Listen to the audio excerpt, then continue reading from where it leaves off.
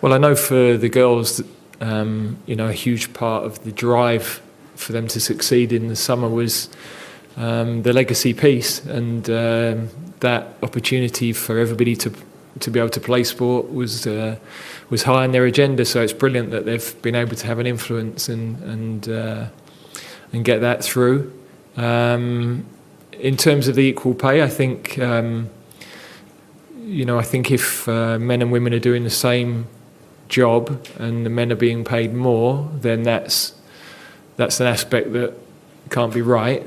Equally, if we're in a economic world where within football there's got to be the funds available to pay, then in order to pay equally, the broadcasting figures or the sponsorship figures have to tally. So it's probably an area people don't want to speak about, but I think there's a reality to that. There's an economic reality on that. So I have a daughter that if she's in an office and she's doing the same job as the person next to her, then I'd want her to be paid equally. There's no doubt about that. But there are economic factors between the Premier League and the Championship and across sports at different levels. And in the end, as I said earlier, we want a smaller calendar, but none of us are voting for less money as well. So, but the calendar and the sponsors and the broadcasters, as well as the fans, but in our league, the broadcast deal in particular is a huge part of why the salaries are what they are in the Premier League. Then that does determine what it's possible to pay, I think.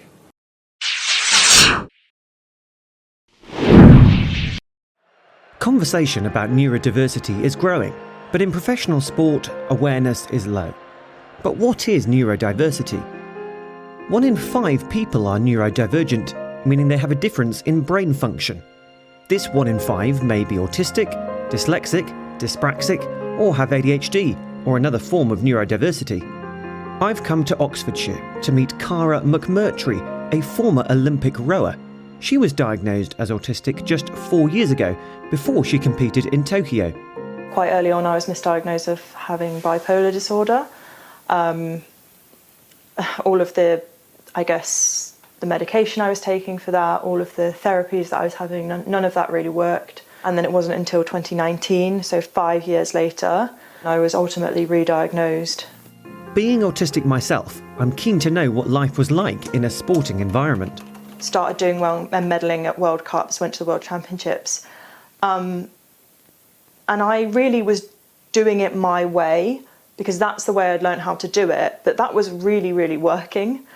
And I think if coaches had said, oh, wow, what this athlete does, it really works. Like, how can we incorporate that into our system rather than being like, OK, you've got here, let's completely change it because this is the way we do it. We just do it this way and that's it. I think if there was a more person-centred approach, slightly more flexibility, curiosity, open-mindedness, that could have made a massive difference. Since retiring, she has set up an organisation called Neurodiverse Sport. It was in response to the fact that there was nothing in the space. It baffles me that neurodiversity, the fact that every single person has differing neurology and behaviour traits, is something that is still stigmatised in sport. In London, I'm visiting triathlete Sam. He was diagnosed as autistic aged 3. On the track, he tells me about the benefits of regular competition. Self-esteem, takes my anxiety away, makes me feel more relaxed. The commitment required to compete has given Sam much needed focus, and he is enjoying breaking stereotypes. Becoming the first I'm autistic, it's like, sometimes I'm like, wow, I'm the only one with autism, a triathlete with autism. Normally racist, I'm normally the only autistic black skin in triathlon. Yeah, is it going to be like this all week? Yeah. Sam is coping better with the anxiety of talking to new people, but at the track, it can be tricky too. It gets so crowded. Sometimes we get the very hand on say track, I have to get away. That's the part. Just becomes too overwhelming. Yeah, overwhelming. At home, Sam's dad and coach Tony tells me that when he's competing, hyperfocus takes over. We're always fascinated by him actually doing a triathlon race, where there's loud noises and lots of people. And I think that's because he's so focused on the race at the time that he forgets what else is going on around him. It's clear Sam's happiest when he's in action, and he's hoping to become professional over the next year. Sam has one message for autistic people wanting to be involved in sport. I to tell them not to get the disability, not stop them from taking part in sport, just go for it. Cara and Sam's experiences offer a glimpse into the world of neurodivergence. However, like many other athletes, they will wonder when thinking differently will be universally accepted.